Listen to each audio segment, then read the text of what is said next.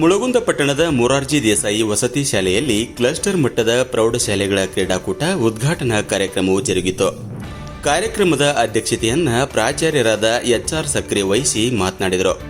ಶೈಕ್ಷಣಿಕ ಹಂತದಲ್ಲಿ ಕ್ರೀಡೆ ಮಕ್ಕಳಿಗೆ ಅವಿಭಾಜ್ಯ ಅಂಗವಾಗಿದ್ದು, ದೈಹಿಕ ಶಿಕ್ಷಣ ವಿಭಾಗ ಇಂದು ಹೆಚ್ಚಿನ ಮಹತ್ವ ಪಡೆದುಕೊಂಡಿದ್ದು, ಪ್ರತಿಯೊಬ್ಬರೂ ಸಮರ್ಥ ಆರೋಗ್ಯವಂತ ಜೀವನ ನಡೆಸಲು ಕ್ರೀಡಾ ಚಟುವಟಿಕೆ ಅತ್ಯವಶ್ಯಕವಾಗಿದೆ ಎಂದರು.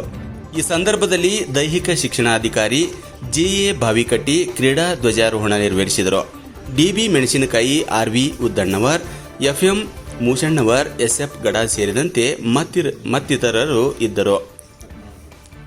ಶಿಕ್ಷಕರಾದ ಶಿವಾನಂದ್ ಮಾಯಪ್ಪನವರ್ ಸ್ವಾಗತಿಸಿದರು. SB ಬೆಟಗೇರಿ ನಿರೂಪಿಸಿದರು.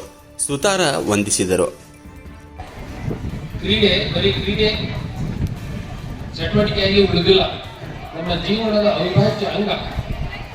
ಶೈಕ್ಷಣಿಕ ಕ್ಷೇತ್ರದಲ್ಲಿ ಹೆಂಗ ಮಾನಸಿಕ ಮತ್ತು ದೈಹಿಕ ಎರಡು ವಿಭಾಗಗಳು ಸುಮಾರು ಅರ್ಧದಷ್ಟು ಪ್ರಾಮುಖ್ಯತೆಯನ್ನು ದೈಹಿಕ ಶಿಕ್ಷಣ ವಿಭಾಗ ಪಡೆದುಕೊಂಡಿದೆ ಎಂದರೆ ತಪ್ಪಾಗಲಿಕ್ಕಿಲ್ಲ. ಪ್ರತಿಯೊಬ್ಬರಿಗೂ ಕೂಡ ಆರೋಗ್ಯ ಬೇಕು ಅಂದಾಗ ಮಾತ್ರ ನಾವು ಸಮರ್ಥವಾಗಿ ನಮ್ಮ ಜೀವನವನ್ನು ನಿಭಾಯಿಸಲಿಕ್ಕೆ ಸಾಧ್ಯ ಆಗ್ತದೆ. ಅದೇ ರೀತಿಯಾಗಿ ಘನ ಸರ್ಕಾರ ನಮ್ಮ ಕರ್ನಾಟಕ ವಸತಿ ಶಿಕ್ಷಣ ಸಂಸ್ಥೆಗಳ ಸಂಘದ ಮುಖಾಂತರ ರಾಜ್ಯಾದ್ಯಂತ 10 ಕ್ರೀಡಾ ಶಾಲೆಗಳನ್ನು ಪ್ರಸಕ್ತ ವರ್ಷ ಪ್ರಾರಂಭ ಮಾಡ್ತಾ ಇದೆ.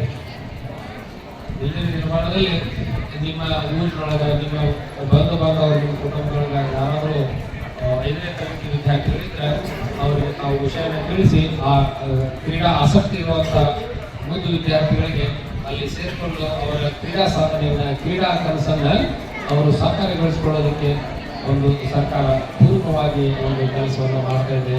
ನಾವು ನಿಜವಾಗಿಯೂ ಕೂಡ ಸರ್ಕಾರಕ್ಕೆ ಅಭಿನಂದನೆಯನ್ನು ತಿಳಿಸಬೇಕಾಗ್ತದೆ. ಆದ್ಮೇಲೆ ನಾವು ಕ್ರೀಡಾ ಪ್ರತಿಜ್ಞಾ ವಿಧಿಯಲ್ಲಿ ಪ್ರತಿಜ್ಞೆಯನ್ನು ಗೈದಂಗೆ ಈ ಸೋಲು ಗೆಲುವು ಎರಡೂ ಸಮನಾಗಿ ತೆಗೆದುಕೊಳ್ಳುತ್ತೀವಿ ಅಂತ ಹೇಳಿದ್ದೇವೆ.